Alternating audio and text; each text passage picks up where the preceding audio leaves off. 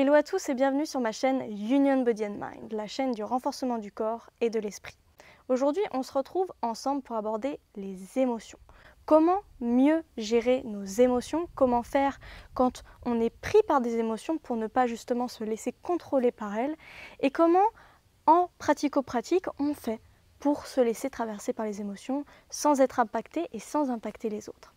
C'est ce qu'on va voir dans cette vidéo, mais avant de commencer, si tu n'es pas encore abonné à cette chaîne, ce qui normalement est déjà le cas vu que tu regardes cette vidéo, mais si tu n'es pas encore abonné, je t'invite à le faire, à activer la petite cloche, à liker, à commenter, à partager tout ce que tu peux partager avec les autres en commentaire, parce que c'est un lieu de partage YouTube, c'est pas juste moi et vous face à la caméra. Alors qu'est-ce que sont nos émotions? Les émotions d'abord, c'est de l'énergie soit qui est bloquée dans le corps, soit qui circule librement.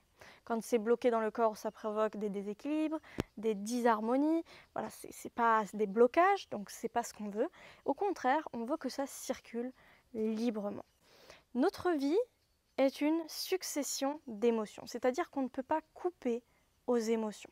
Ceux qui vous diront « Ah non, mais moi j'ai aucune émotion, je suis de marbre, ça me passe au-dessus, etc. » En fait, ça va être les personnes les plus sensibles. On perd du soleil. Bon, c'est pas grave.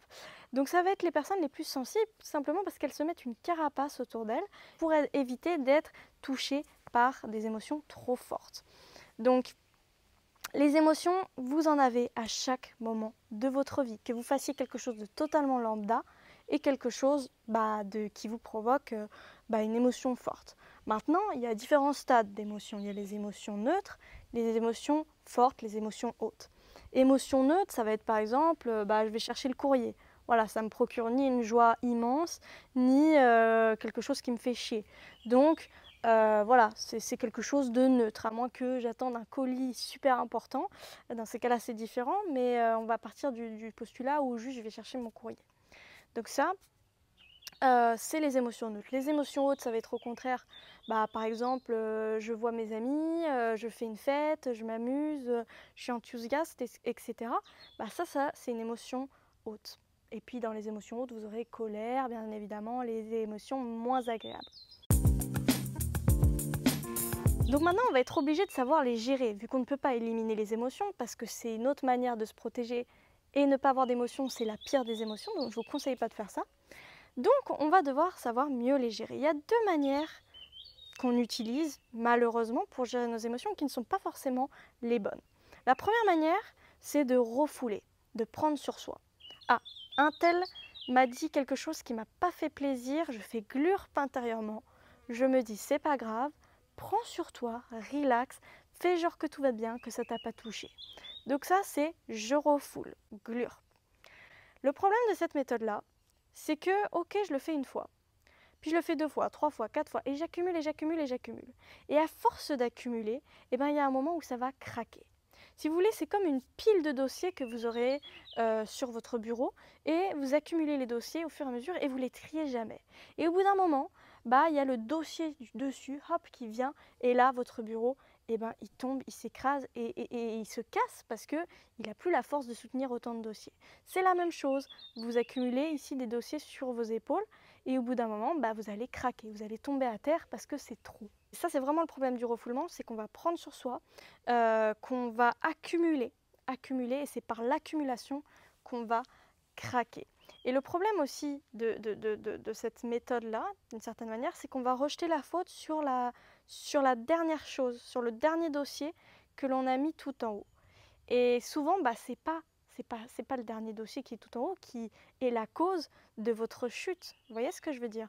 C'est vraiment l'accumulation. C'est comme la goutte qui fait déborder le vase. J'aime bien comparer ça avec le jeu qu'ils font à Fort Boyard, vous voyez, où vous avez un verre d'eau dans lequel ils doivent mettre des pièces en bronze, je crois, et au fur et à mesure, le niveau de l'eau monte, et c'est celui qui fait déborder le verre qui a perdu.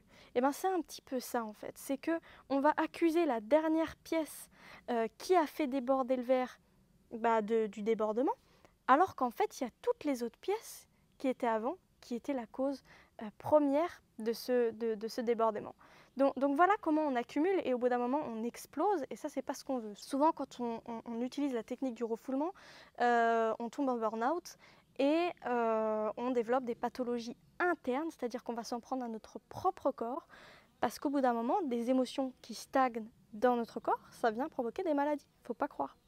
Deuxième méthode qu'on utilise et qui n'est pas des plus sympas, à la fois pour soi et pour les autres, c'est donc de déverser la haine vers l'extérieur, vers un objet extérieur, vers une personne extérieure.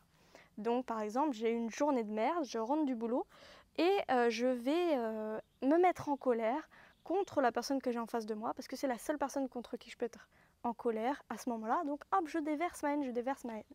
Donc au départ, on pense que ça va nous soulager de déverser sa haine sur les autres, sauf qu'en fait, ça ne nous soulage pas du tout. Parce que à la fois, c'est pas la bonne manière de vivre son émotion, parce qu'on ne fait que renvoyer une agression à nouveau. Et donc, quand on revoit une agression, on va forcément se reprendre une autre agression dans la figure. Et puis en plus, pour soi, de s'énerver, de se mettre dans tous ces états, de déverser sa haine sur les autres, vous allez vous-même vous impacter intérieurement. Alors on a vu que le refoulement, c'était pas la bonne manière de faire, que déverser la haine sur les autres, c'était pas la bonne manière de faire. Alors comment on fait pour gérer nos émotions? Pour gérer nos émotions, il y a surtout un principe important. C'est de vivre pleinement l'émotion, l'accueillir. J'accueille l'émotion. Je suis en colère? Ok, j'accepte d'être en colère. C'est désagréable? Ok, c'est pas grave. Parce que les émotions désagréables nous apportent quelque chose aussi. Et c'est extrêmement beau ce que la colère peut nous apporter et comment on peut la transformer. Donc j'accueille, ok, j'accueille. Je suis par exemple dans une situation réelle. J'ai quelqu'un qui vient me faire une critique. Pas forcément constructive, même destructive. J'ai donc le choix de refouler, je ne le fais pas vu que j'ai regardé cette vidéo. J'ai le choix de la déverser sur l'autre en mode boomerang, mais ça marche pas non plus.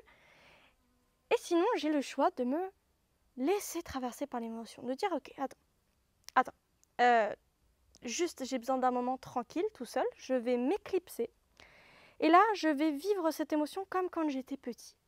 Parce que les enfants, ils ont cette facilité de vivre leurs émotions simplement.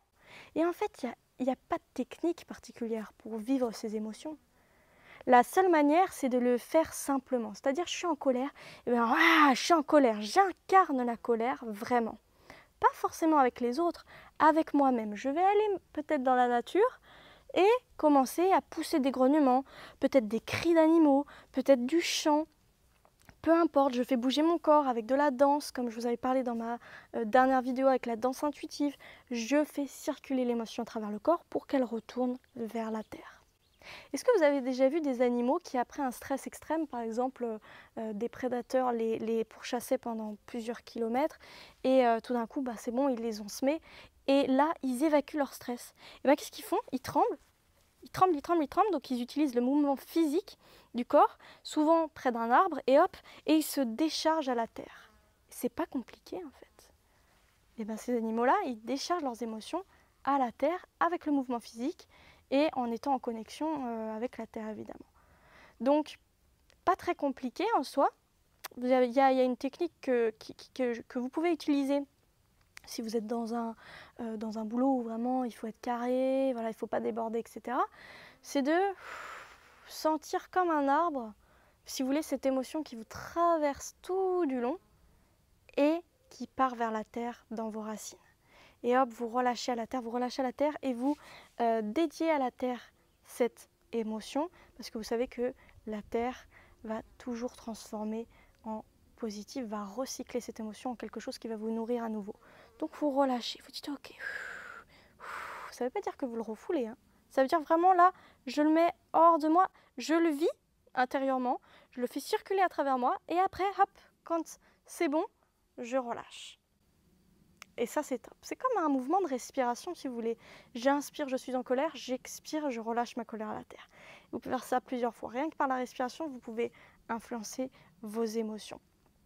Donc il y a ça, il y a cette technique de méditation de l'arbre, mais si vous avez plus envie justement d'être dans quelque chose animal, moi ce que je vous conseille c'est la posture du tigre. Donc on va voir ça, je vous mettrai une petite vidéo en même temps que je parle. La posture du tigre, c'est vraiment se placer face à un tronc d'arbre et venir avec ses bras, ici griffer le tronc, comme si vous étiez vraiment un animal qui fait ses griffes contre le tronc d'un arbre, et vous pouvez pousser des enfin des cris vraiment animaux et laisser aller l'émotion. Parce que comme je vous l'ai dit juste en début de vidéo, c'est que l'émotion est une énergie. Et comment on transforme une énergie, comment on évacue une énergie, en utilisant cette énergie pour quelque chose, pour créer quelque chose. Et je trouve que créer du mouvement, créer peut-être même une œuvre, d'une certaine manière, en dansant, en chantant, ça va permettre de mettre cette émotion au service d'une œuvre.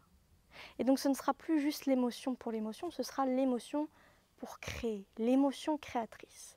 Parce que je pense que si on n'avait pas ces émotions-là, cette sensibilité, on ne créerait pas tout ce qu'on a créé sur Terre. On serait beaucoup plus limité. Donc c'est notre richesse, les émotions, désagréables ou agréables. Prenez-les, accueillez-les, déchargez-vous de la bonne manière qui soit vers la terre, au moins vous ferez du mal à personne. Et puis voilà, tout en vous respectant, en étant aligné avec vous-même. Voilà selon moi comment on devrait gérer nos émotions. Alors j'espère que c'était pas trop flou comme explication, mais c'est vrai qu'il n'y a pas de méthode, il n'y a pas de recette miracle pour tout d'un coup savoir gérer ses émotions.